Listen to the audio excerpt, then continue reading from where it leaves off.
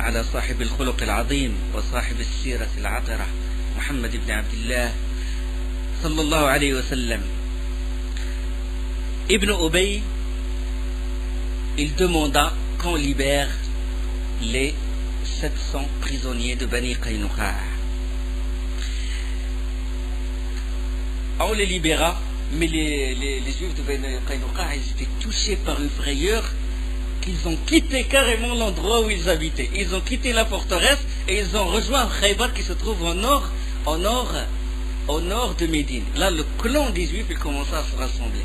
Là, l'ennemi, si vous voulez, le deuxième ennemi après les kuffars de Quraysh, commence à se dresser. Ce clan-là commence à se dresser à Médine. Comme j'ai dit, ils ont quitté la forteresse et ils ont rejoint leurs alliés parmi les juifs, dont ceci à Khaybar. Parmi les événements également qui ont précédé Ghazwat Uhud, parce qu'on sait que Ghazwat Uhud il a eu lieu à la 3e année de l'Hégire, parmi ces événements-là, c'est Sariyat Zayd ibn Haritha. On sait que Quraysh, il vit grâce à quoi? Il vit grâce au commerce. رحلة الشتاء والصيف لإيلاف قريش إيلافهم رحلة الشتاء والصيف. Le voyage vers le nord, Cham, et un voyage vers le sud. Ils ramènent la marchandise de Cham jusqu'à la Mecque et puis ils la revendent. Ils vont jusqu'au Yémen au sud pour la revendre. C'est ça la source économique, si vous voulez, la source financière principale. Leur économie se base sur le commerce. Mais maintenant, après la bataille de Badr, après les expéditions qu'a envoyé le prophète sallam, la voie vers Cham qui passe par Badr, les puits de Badr, les kuffars n'osent plus, les kuffars de Quraysh n'osent plus passer par cette voie. Alors ils choisirent une voie qui est vraiment longue. D'abord ils font un trajet vers l'est pour passer à l'est jusqu'à l'Irak, une voie comme s'ils vont vers l'Irak, et puis de l'Irak vers Cham. Ils font un grand détour.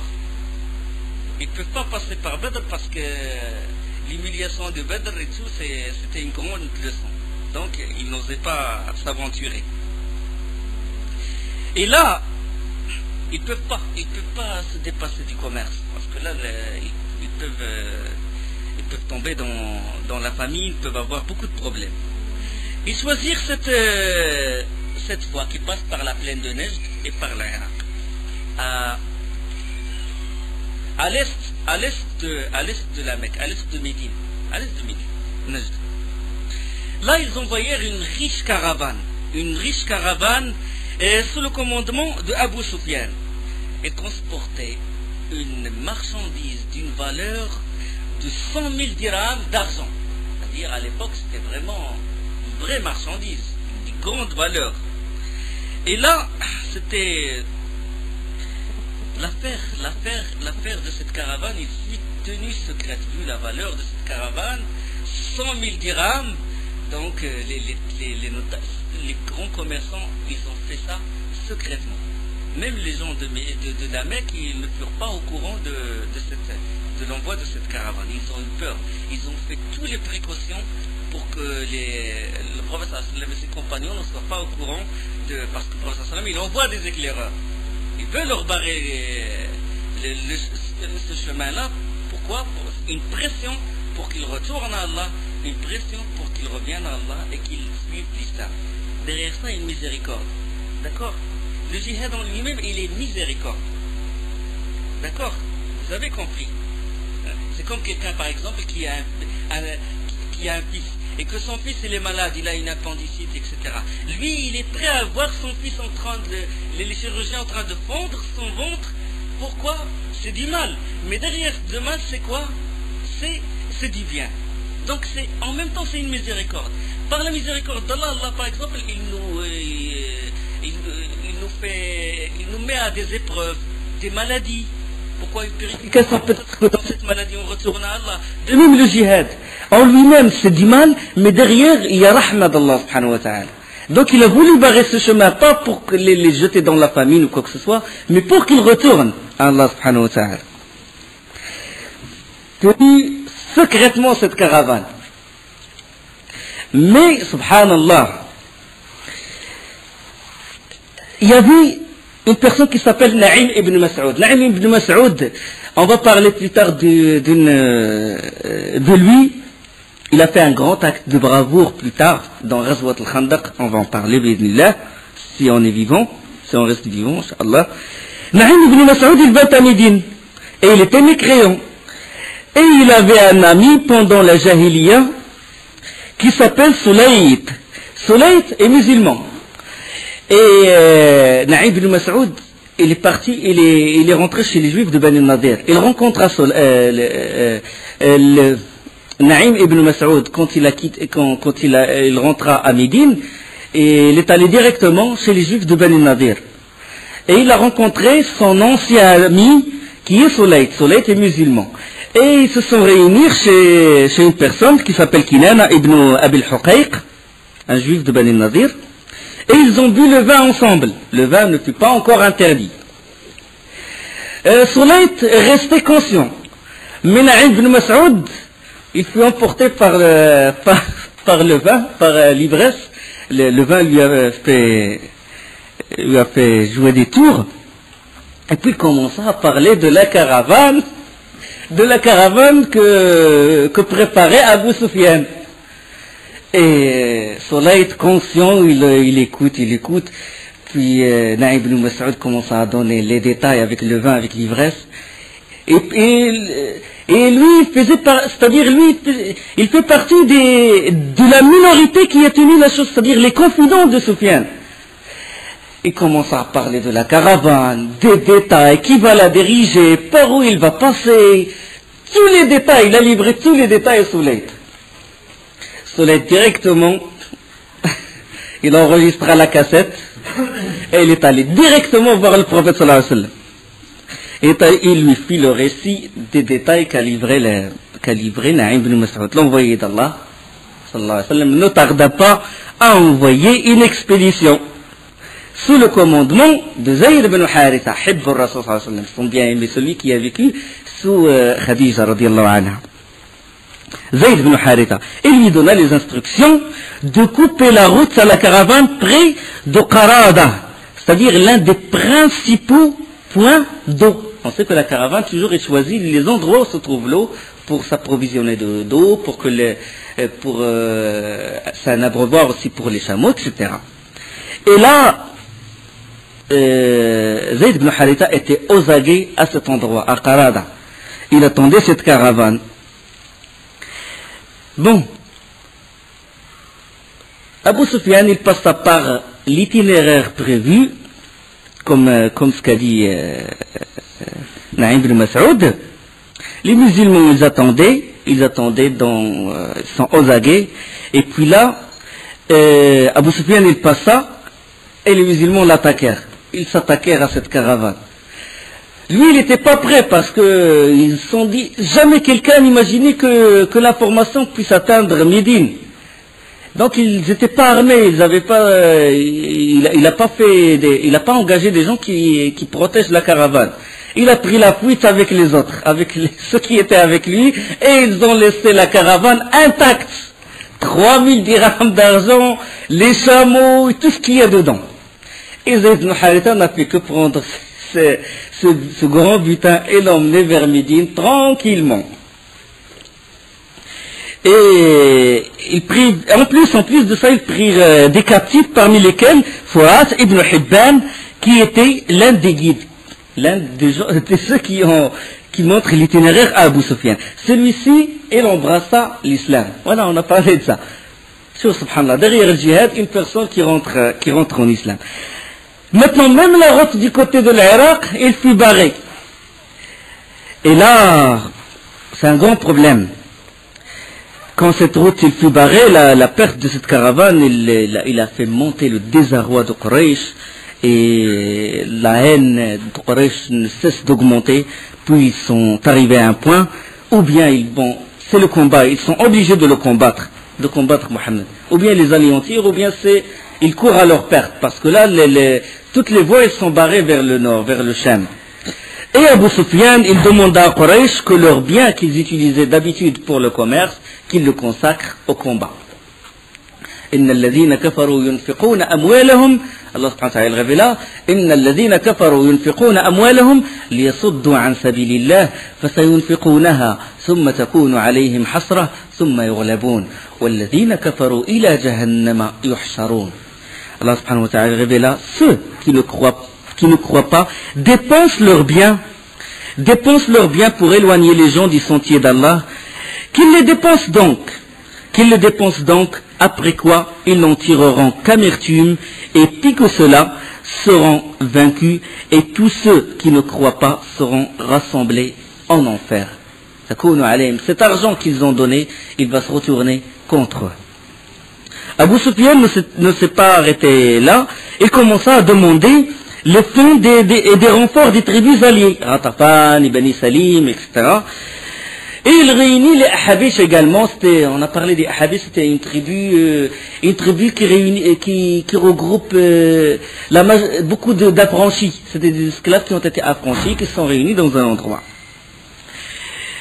Bon, parmi les gens de Kinana et de Tihama, ils font partie des Ahabish, jusqu'à réunir une armée de 3000 hommes. En si peu de temps, Abu Sufyan, avec son habileté, avec son audace, avec sa diplomatie, il a réussi en si peu de temps à réunir 3000 hommes. 3000 hommes. Et c'est-à-dire en cette année la troisième année de l'Hégire, au mois du Shawwal, toute l'armée de 3000 hommes, elle s'engagea dans la route pour combattre le prophète sallallahu alayhi wa sallam. Le prophète sallallahu alayhi wa sallam, il a eu vent de cette invasion et il demanda conseil à ses compagnons. Il a dit, quel est votre avis? Le prophète sallallahu alayhi wa sallam, toujours, on sait qu'il consulte toujours les compagnons, comme il a consulté Al-Hubbab ibn al-Munzir, comme il a consulté beaucoup de ses compagnons, toujours il consulte.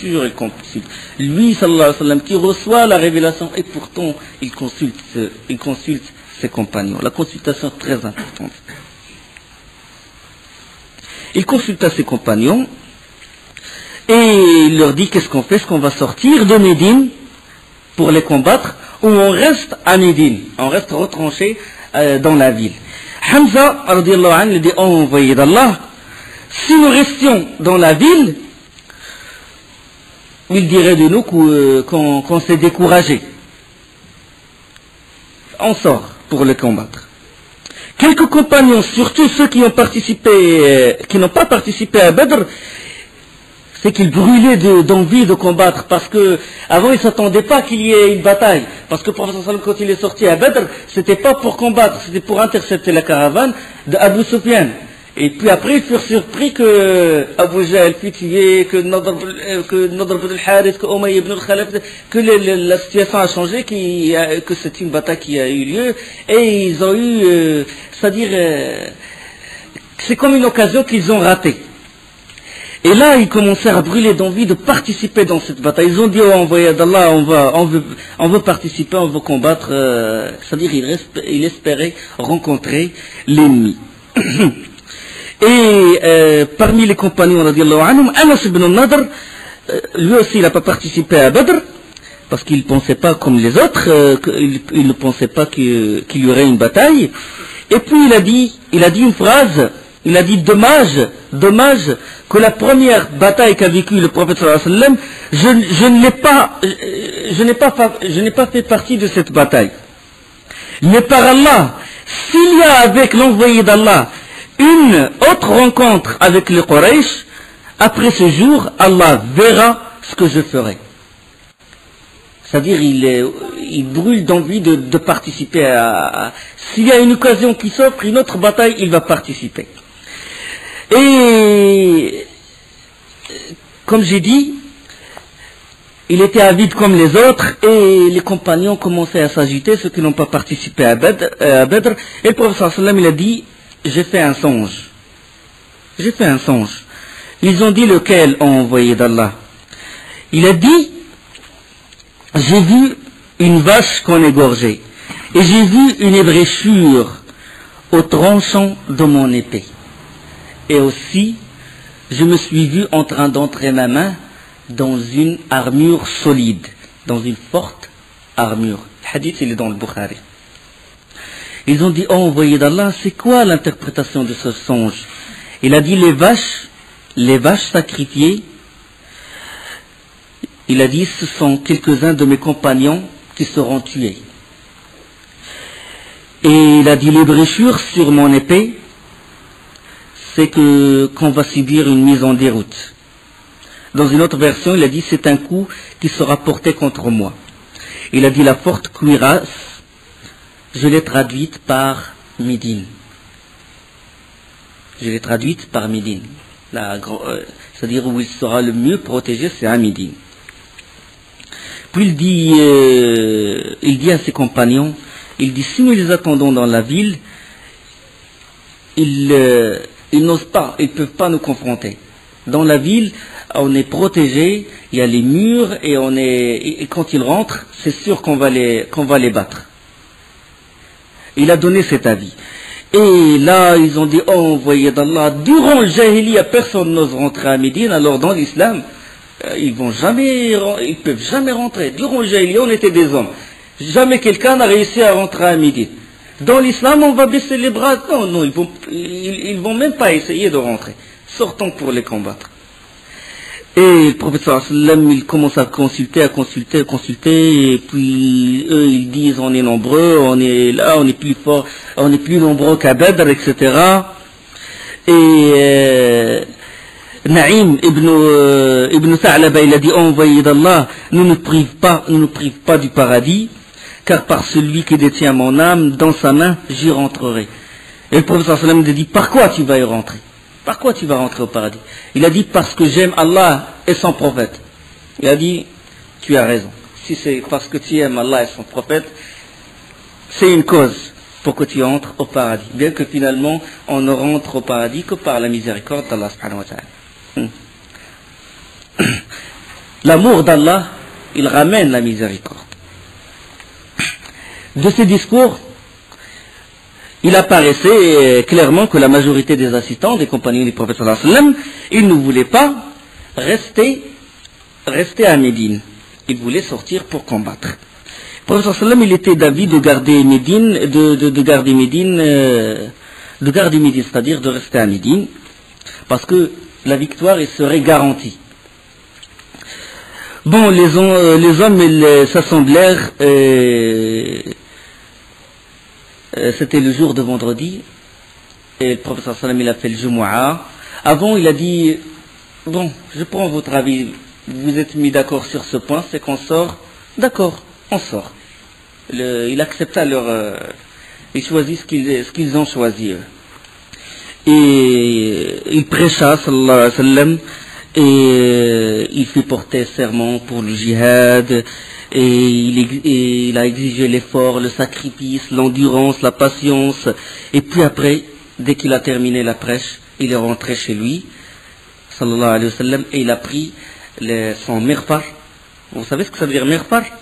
Mirfar, c'est le casque qui protège le visage et la tête. Il protège, il couvre et il protège. D'accord? Mirfar, Ghafour, c'est un nom d'Allah. Donc, Allah est Ghafour. D'accord? Donc, Ghafour, le Mirfar, qu'est-ce qu'il fait? Il couvre et il protège.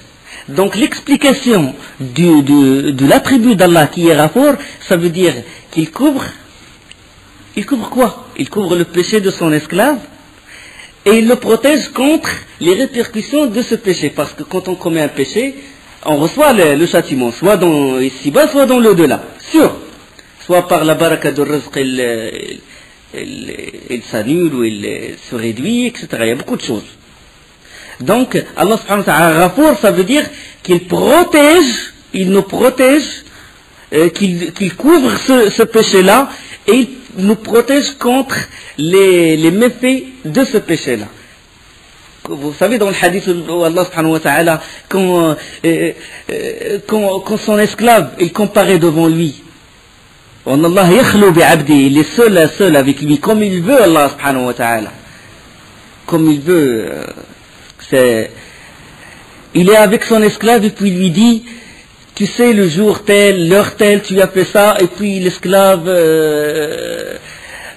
il se résigne, il dit oui, j'ai fait tel, il avoue, puis Allah subhanahu wa ta'ala lui dit, فَقَدْ سَتَرْتُهَا لَكَ فِي الدُّنْيَا وَأَغْفِرُهَا لَكَ الْيَوْمِ, c'est-à-dire, je l'ai couvert, je l'ai protégé, maintenant je te couvre, et je couvre ces péchés-là, et je te protège contre les méfaits de ces péchés-là, et je te fais rentrer au paradis. D'accord? Donc, maghfira, c'est ça. Donc ça c'est dans Tawhid, l'unicité des noms et des attributs. Comme ça vous comprendrez ce que ça veut dire quand vous dites Inna Allah Ghafour, vous comprendrez ce que ça veut dire. Il mit le mirfar, il se protège, il fait les causes. Il fait les causes, sallallahu alayhi wa sallam. Il reçoit la révélation. Il sait qu'Allah il va le protéger jusqu'à ce qu'il termine sa mission et il fait les causes. C'est ça la conviction, c'est ça l'yaqin en Allah. C'est ça être convaincu. On fait les causes. Parce que si tu ne fais pas les causes, tu te moques d'Allah. Allah il t'a donné les moyens que tu dois utiliser et toi tu le rejettes. Pourquoi tu dis j'ai l'yaqin? Mais non, ça c'est une fausse compréhension de l'yaqin. Faites gaffe à ça. C'est une chose qui touche le dogme dans le 6e pilier de la foi, à savoir l'iman bil qada wal qadar. Le destin il a prédestiné. Allah il nous demande de faire les causes.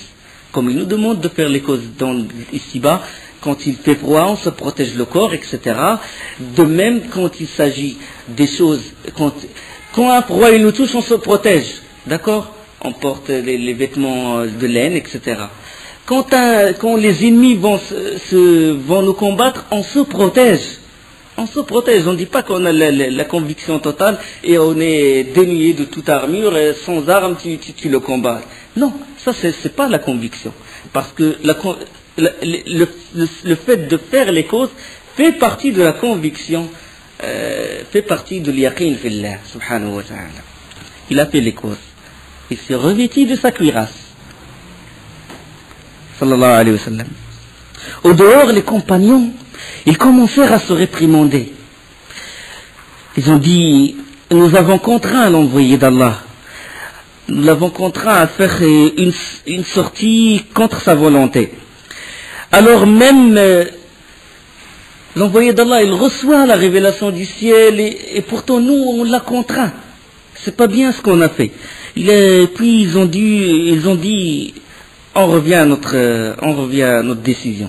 On dit au prophète sallallahu alayhi wa sallam qu'il décide lui-même de ce qui est bien, puisque c'est lui qui reçoit la révélation et c'est lui qui connaît ce qui nous est mieux profitable, ce qui est bénéfique pour nous et profitable. Ils ont dit, remettons donc la décision entre les mains du prophète sallallahu alayhi wa sallam et laissons-le décider de nouveau. Lorsque le prophète sallallahu alayhi wa sallam sortit de sa maison avec la tenue de combat, ceint de son épée, les compagnons qui l'avaient fait changer d'avis, beaucoup regrettaient de s'être comportés ainsi. Et ils s'adressèrent à lui dès qu'il apparut, dès qu'il sortit de chez lui, sallallahu alayhi wa sallam, ils ont dit, oh envoyé d'Allah, il ne nous appartient pas de faire opposition en quoi que ce soit. Agis donc comme il te semble mieux.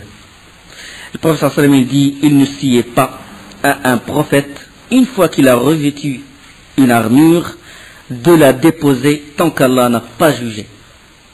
Ça y est, un prophète avec la valeur qu'il a, le courage qu'il a, les guides de l'humanité, les grands combattants qui sont les prophètes. Quand un prophète il porte son armure pour combattre l'ennemi, ce n'est pas après il va l'enlever, c'est un signe de découragement et il n'appartient pas à un prophète de faire ceci. Il a dit je vais le porter jusqu'à ce qu'Allah subhanahu wa ta'ala il décide, jusqu'à ce qu'Allah subhanahu wa ta'ala il juge entre lui et ses ennemis. Il a dit tournez-vous donc à ce que je vous ai ordonné et faites ce que je vous ai ordonné, patientez, soyez endurants. Si vous faites les causes, si vous êtes endurants, si vous patientez, Allah il vous donnera la victoire. Et soyez fermes, etc. Ainsi le prophète sallallahu alayhi wa sallam il se fit remplacer à Médine par Ibn Maktoum radiyallahu anhu et quitta la ville avec une armée de 1000 hommes. Le prophète sallallahu alayhi wa sallam savait, grâce aux éclaireurs, que les Quraysh vont aller en direction du nord-est. et vont établir leur camp. Le prophète sallam va établir son camp au pied du mont de Uhud, la montagne de Uhud. La montagne de Uhud, il se trouve au nord de Médine. Et là, le prophète sallam, il a voulu occuper une position qui lui est avantageuse. Une position qui lui est avantageuse dans le combat. Parce qu'à cette fois, il fallait... Bon, pour ça, qu'est-ce qu'il a fait? Il a cherché un guide pour qu'il lui montre le chemin par où il passe pour atteindre le point le plus avantageux pour lui. Parce que maintenant, les éclaireurs, ils lui ont ramené les nouvelles que ça y est, le Quraysh s'approchèrent à Médine. Donc lui, il faut qu'il aille d'abord... Il a connu leur itinéraire, ils vont passer par le nord-est, et c'est-à-dire qu'ils vont contourner du nord Médine. Ils vont pas, la Mecque, il se trouve au sud. Normalement, ils doivent passer du sud vers le nord. Mais là, non, ils vont contourner comme ça, ils vont être au nord de Médine. Le prophète sallam, quand il est sorti de Médine, il a voulu atteindre un point qui lui est avantageux. Donc, pour ceci, qu'est-ce qu'il a fait? Il a engagé quelqu'un qui connaît bien un guide, qui connaît bien l'itinéraire. Et ce fut Abu Khaythama, qui le guida. L'armée, alors, était obligée de passer par un champ, par un jardin qui appartient à Mirda ibn Qaydi, un aveugle. Et cet aveugle, c'est un aveugle hypocrite. Ils sont obligés de passer par son jardin, sinon ils vont faire un grand détour. En entendant les pas de l'armée du prophète sallallahu alayhi wa sallam, Mirda ibn Qaydi, qu'est-ce qu'il a fait? Il prit une poignée de cailloux, de sable, et jeta en direction des compagnons aveugles. Il jeta le sable en direction des compagnons. Et il leur a interdit de passer par son jardin. Il prétend être musulman. Il leur a dit, je ne vous laisse pas passer par mon jardin. Le prophète sallam lui a dit, nous y sommes obligés. Et puis là, il prenait une autre poignée de sable, il a dit, Mohammed, si je savais que ce sable n'atteignait pas d'autre que toi, je le jetterais à ton visage. Sauf, subhanallah. Là, Saad ibn Zayd, il donna un coup à cet hypocrite, il le blessa, et puis les compagnons, ils accoururent vers Mirba pour le tuer. Et puis le prophète sallam a dit, arrêtez, laissez-le. هذا أعمى البصر والبصير أعمى البصيرة أعمى البصر. Il est aveugle du cœur et aveugle des yeux. Laissez-le. Et ils l'ont laissé. Ils ont rentré quand même par ce jardin, ils l'ont laissé, et lui il a insulté les compagnons, il a insulté le prophète sallallahu alayhi wa sallam. Subhanallah. Et il passa par le jardin, à mi-chemin entre Médine et Uhud. Le prophète sallallahu alayhi wa sallam, il s'arrêta, puis après il leur dit il a vu que l'endroit n'est pas convenable, il donna l'ordre de quitter cet endroit. Et il continua son chemin. Dans l'armée du prophète sallallahu alayhi wa sallam, il y avait qui? Il y avait Abdullah ibn Ubay, celui qui a intercédé en faveur des Juifs de Bani Qaynuqa. Lui, qu'est-ce qu'il a voulu faire? Il a voulu créer le trouble. Dans l'armée. Et il dit, commence à parler, il dit, Mohammed, il a écouté la vie des autres et négligé le mien. Il a dit, oh gens, je ne vois pas pourquoi nous perdions nos vies ici. Et en plus, c'était l'avis de Mohammed, c'était son avis qu'on doit rester à Médine, et vous l'avez contraint, commence à créer le trouble. Il a dit, moi, de toute façon, je vais faire demi-tour. Les hypocrites l'ont rejoint, 300 l'ont rejoint carrément. Et certains musulmans, certains croyants l'ont rejoint aussi, parmi lesquels Bani Salama et Bani Haritha. Ils étaient influencés par lui. Regarde, par l'éloquence, par leur bonne parole, ils envoûtent les gens, les hypocrites. Bon, ils l'ont suivi, et puis là, Là, Abdullah ibn Amr ibn Haram, le père de Jabir, il courut derrière eux et les exhorta. Il a dit, je vous adjure par Allah de ne pas déserter. Il a dit, il ne faut pas déserter votre peuple, il ne faut pas déserter le prophète sallallahu alayhi wa sallam. Et il insista dans son rappel, jusqu'à ce que les croyants le rejoignirent. Ils ont failli suivre la tête des munafiqin, Abdullah ibn Ubay. لو خرجوا فيكم ما زادوكم إلا خبالا ولأوضعوا خلالكم يبغونكم الفتنة وفيكم سماعون لهم. S'ils étaient sortis avec vous, ils n'auraient fait qu'accroître vos troubles et jeter la dissension dans vos rangs, cherchant à créer la discorde entre vous, et il y en a parmi vous qui les écoutent. Parce qu'il y en a parmi les croyants en bonne foi qui les suivent. Parce que les hypocrites, ils cachent le coffre et ils montrent l'islam. Donc, ils parlent avec éloquence et tout pour influencer les musulmans. Et beaucoup de musulmans, ils sont tombés dans des pièges comme ça. Ils sont tombés dans des pièges des hypocrites.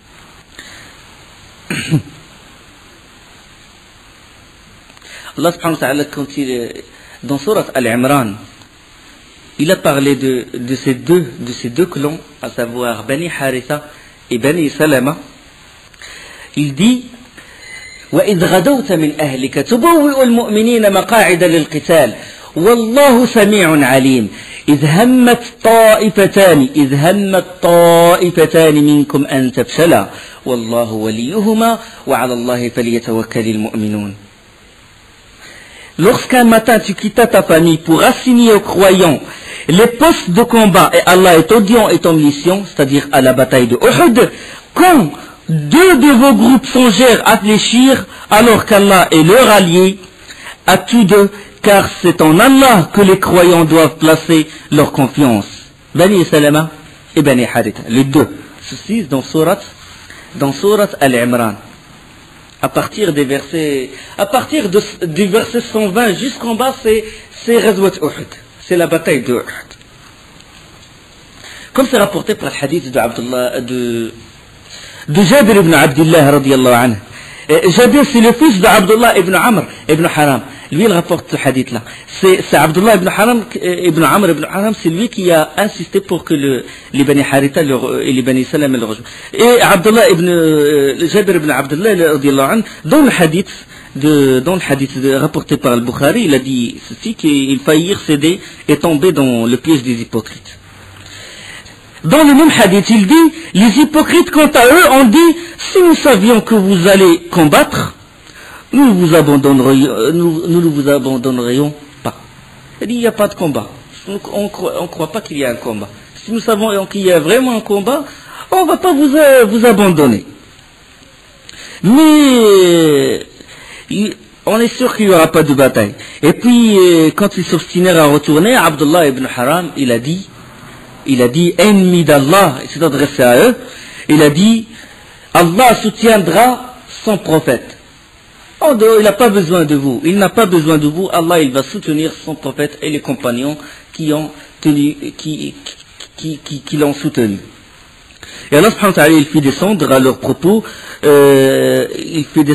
فَمَا لَكُمْ فِي الْمُنَافِقِينَ فِئَتَيْنِ وَاللَّهُ أَرْكَسَهُمْ بِمَا كَسَبُوا. Quand les hypocrites se retirèrent, les compagnons se divisèrent. Les uns disent on va les combattre, les autres ils ont dit non, on va pas, on les laisse retourner à Médine. Et Allah subhanahu wa ta'ala, il a révélé فما لكم في المنافقين فئتين والله أركسهم بما كسبوا أتريدون أن تهدوا من أضل الله ومن يضلل الله فلن تجد له سبيلا. Qu'avez-vous à vous diviser au sujet des hypocrites alors qu'Allah les a refoulés pour ce qu'ils ont acquis? Ça c'est quand ils se sont divisés. Est-ce qu'ils doivent les combattre les hypocrites qui se sont retirés ou non? Allah il révéla ceci dans Surat Nisa. Quand ils ont dit s'il y avait un combat on ne va pas vous abandonner, Allah il révéla dans Surat Al-Imran إن الذين تولوا لا إله إلا الله. Dans Sourate Al-Imran, وليعلم المنافقين الذين قالوا لإخوانهم وقعدوا وما أصابكم يوم التقى الجمعان فبإذن الله وليعلم المؤمنين وليعلم الذين نافقوا وقيل لهم تعالوا قاتلوا في سبيل الله أو ادفعوا قالوا لو نعلم قتالا لاتبعناكم هم للكفر يومئذ أقرب منهم للإيمان يخفون في قلوبهم ما لا يبدون لك يقولون بأفواههم ما ليس في قلوبهم والله أعلم بما يكتمون. Allah subhanahu wa ta'ala révèle à leur propos et qu'il distingue les hypocrites. On avait dit à ceux-ci, venez combattre dans le sentier d'Allah ou bien gardez les arrières. Ils dirent, bien sûr que nous vous suivrions si nous étions sûrs qu'il y aurait une guerre. Ils étaient à ce jour-là plus près de la mécréance que de l'iman. Ils disaient de leur bouche ce qui n'était pas dans leur cœur et Allah sait fort bien ce qu'ils cachaient. قالوا لو نعلم قتالا لاتبعناكم هم للكفر يومئذ أقرب منهم للإيمان يقولون بأفواههم ما ليس في قلوبهم والله أعلم بما يكتمون. Allah il sait ce qu'il y a dans leur cœur et il les délivre. L'armée elle fut réduite à 700 hommes. Abdullah ibn Ubay il s'est retiré avec 300 hommes.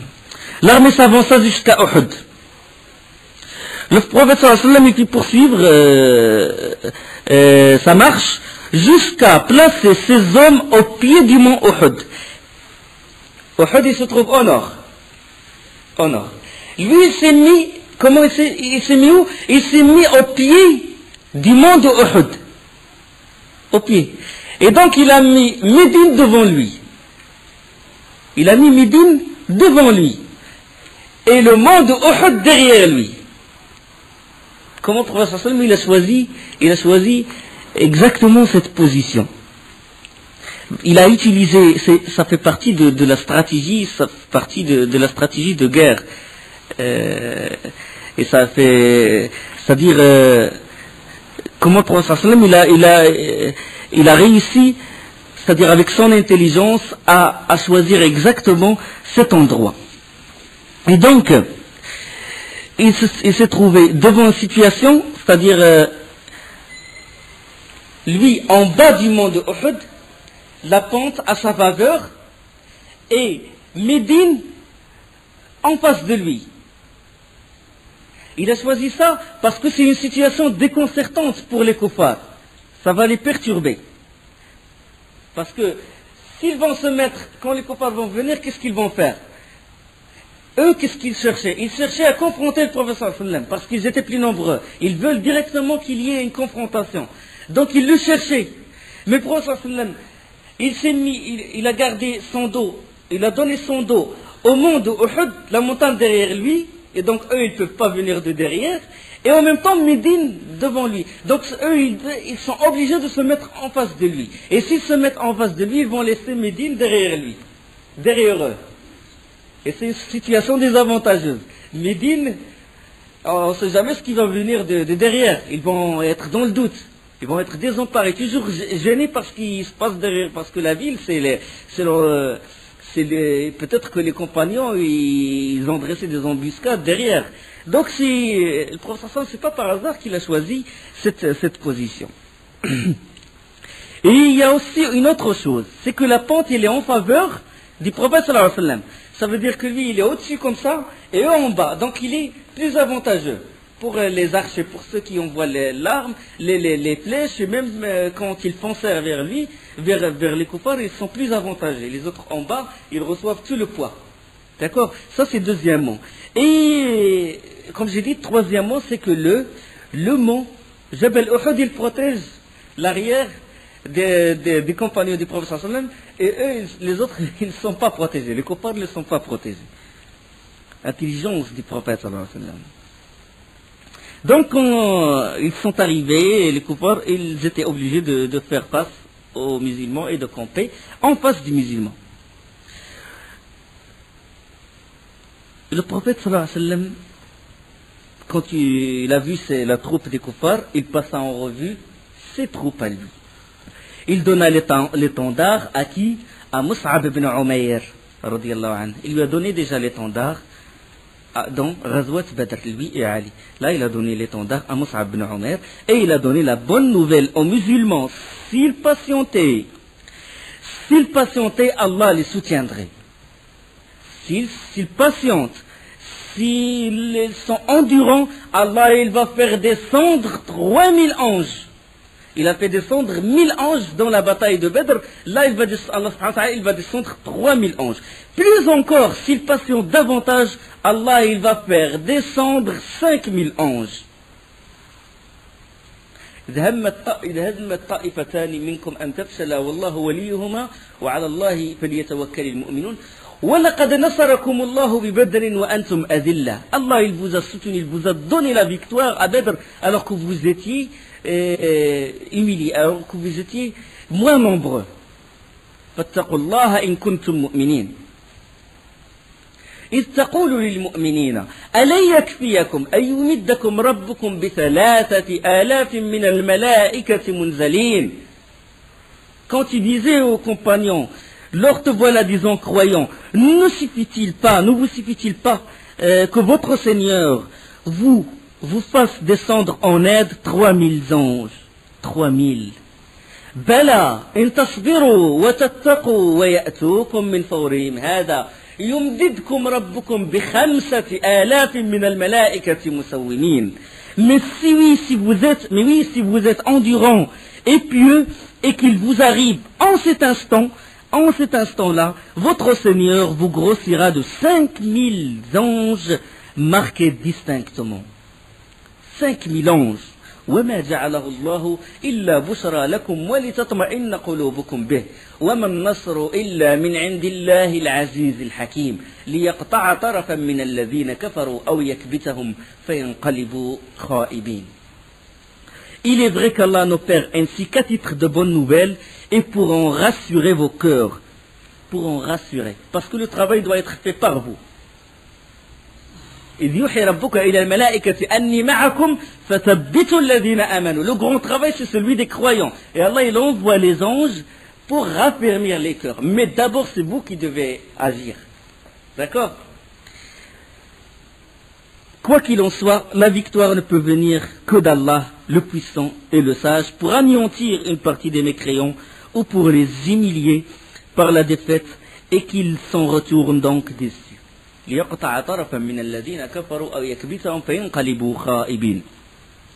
Si vous êtes endurant, condition, si vous êtes endurant. Comme les anges sont descendus à Badr, si vous faites les causes comme il faut, Allah il va faire descendre les anges à Uhud également. Le prophète sallam il passa en revue, comme j'ai dit, ses troupes et il a trouvé parmi les hommes des garçons qui, en dépit de leur âge, espéraient prendre part à la bataille. Parmi lesquels, Abdullah ibn Omar, radiyallahu anhu. Lui-même, il rapporte dans un hadith authentique qu'il s'est présenté devant le prophète sallallahu alayhi wa sallam, il avait à peine l'âge de 14 ans. Et le prophète sallallahu alayhi wa sallam ne l'a pas accepté. Il a dit il est trop jeune. Et parmi lesquels aussi il y avait Osama ibn Zayd. Il y avait aussi Zayd ibn, il y avait aussi Ubada ibn al-Bara ibn Azib, Zayd ibn Thabit.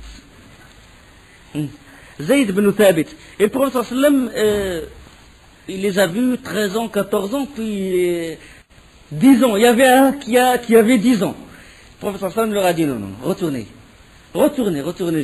à Médine, retournez.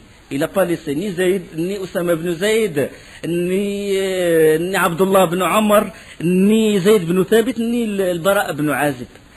Et parmi les garçons, il y avait un qui avait 15 ans. Il s'appelle Rafi' ibn Khadij. Il a dit, envoyé d'Allah, moi je suis meilleur archer que mes aînés. Moi, je ne rate pas ma cible. Ah, le professeur lui a dit, puisque tu es un meilleur archer, d'accord, je t'accepte. Il a accepté, puis une autre personne s'est manifestée. Un